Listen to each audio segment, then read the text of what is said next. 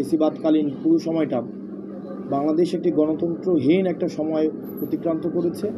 আমাদের গণতান্ত্রিক উত্তরণের জন্য আমাদের অবশ্যই হতে হবে, এবং এই নির্বাচনের মধ্য দিয়ে আমরা এই গণতান্ত্রিক উত্তরণের আমরা একটি যাত্রা শুরু করতে পারবো, এবং এই যাত্রায় আমরা জাতীয় নাগরিক পার্টি অন্যতম ভূমিকা রাখতে পারবো, এবং জাতীয় নাগরিক পার্টির ভূমিকাটা সবচেয়ে বেশি গুরুত্বপূর্ণ, এবং নির্বাচন অবশ্যই হতে হবে।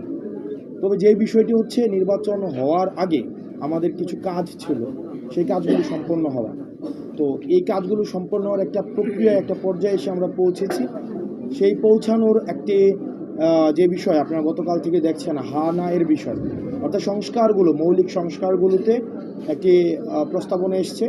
সেই মৌলিক সংস্কারগুলোর পক্ষে যারা আছেন তারা বলছেন হা, এবং এই মৌলিক সংস্কারের বিপক্ষে যারা অবস্থান নিয়েছেন, বিশেষ করে তত্ত্বাবধায়ক সরকারের প্রশ্নে, বিশেষ করে এনসিসির প্রশ্নে, আমাদের দুদকে স্বাধীনভাবে কি নিয়োগ করা হবে কি না সেটির প্রশ্নে, আমাদের যেই কনস্টিটিউশনাল এবং ইনস্টিটিউশনাল রিফরমেশনের মৌলিক প্রশ্নগুলোতে এখন বর্তমানে হা না এর মধ্য দিয়ে তারা তাদের অবস্থান জানান দিচ্ছে। যারা হা এর পক্ষে রয়েছেন, ইয়েস এর পক্ষে রয়েছেন, তারা মৌলিক সংস্কারের পক্ষে অবস্থান করছেন।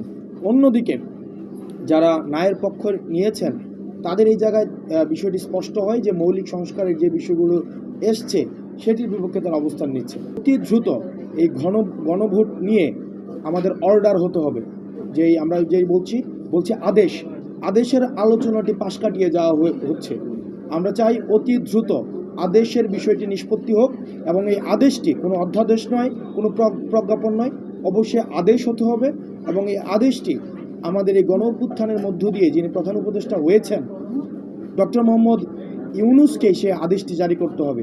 কোনো ফেসিস্টের রেখে যাওয়া, আমাদের যে ফেসিস্টের লিগেসি যিনি ধারণ করছেন, চুপ্পু এই আদেশ দেওয়ার কোনো এখতিয়ার নেই, এবং এই গণ অভ্যুত্থানের লিগেসি হিসাবে ডক্টর মোহাম্মদ ইউনূসকেই আদেশটি দিতে হবে। এই বিষয়টিও আলোচনায় প্রাসঙ্গিক হওয়া উচিত। বিএনপি এবং জামাতের সাথে যে দূরত্ব তৈরি হয়েছে যেটি বলছেন, সেটি সত্য নয়। আমরা যে বিষয়টি হচ্ছে, ক্রিয়াশীল বাংলাদেশে যে রাজনৈতিক দলগুলো রয়েছে তাদের সাথে, সবার সাথে প্রত্যেকটি রাজনৈতিক দলের ওয়ার্কিং রিলেশন থাকে।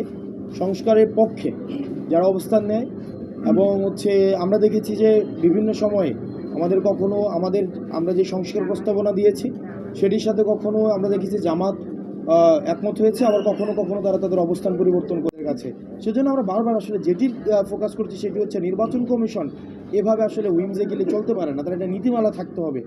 এটি জনগণের প্রতিষ্ঠান, সাংবিধানিক প্রতিষ্ঠানটি নীতিমালার ভিত্তিতেই কিন্তু চলতে হবে, একটা নিয়মের ভিত্তিতে চলতে হবে।